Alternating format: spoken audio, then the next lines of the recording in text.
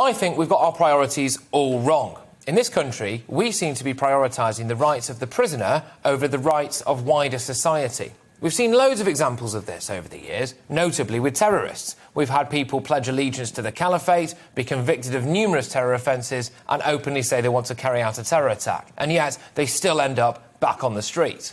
Sometimes they require full-time surveillance, which we pay for, obviously, and that surveillance is largely futile if, in the case of the Streatham terror attacker, he just nipped into a shop, stole a knife and stabbed 2 people before being shot dead. That whole incident lasted about 64 seconds and 2 people got stabbed.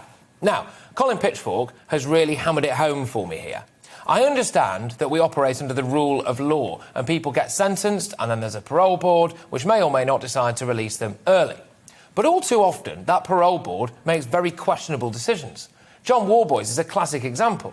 The parole board decided that it was safe to release the black cab rapist who actually was convicted of raping 12 women who may actually have raped more than 100. They decided that it was OK to release him. Now, that had to be reviewed. But why on earth was that decision even taken? Well, I'll tell you why these decisions often get taken. There are 246 members of the parole board, apparently, and they make risk assessments and decisions on whether prisoners can be safely released or moved to an open jail. Sometimes a judge or a former judge is involved. Now, here's the kicker. They deal with about 25,000 cases a year, and in 2016-17, about 80% of those decisions were made by reviewing case papers rather than an actual oral hearing. So, people you've never met decide whether or not a violent murderous paedophile that they've never met can be released back into the wild. Well, I think something's probably a bit wrong there, isn't it? I wonder where members of the parole board live.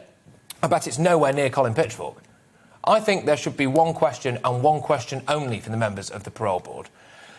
Would I let this individual move in next to my daughter? If the answer to that is no, then they shouldn't be released. Why take the risk? I don't care about Colin Pitchfork's human rights. I don't think he has any. The fact is that the 2 girls that he murdered no longer have human rights, do they? So why should he? He's never been tested, has he? He's never seen a 15-year-old girl in a short skirt walk past him for the length of time that he's been in prison. Why take that chance? The parole board is playing roulette with young girls' lives, and I, for one, can't stand it.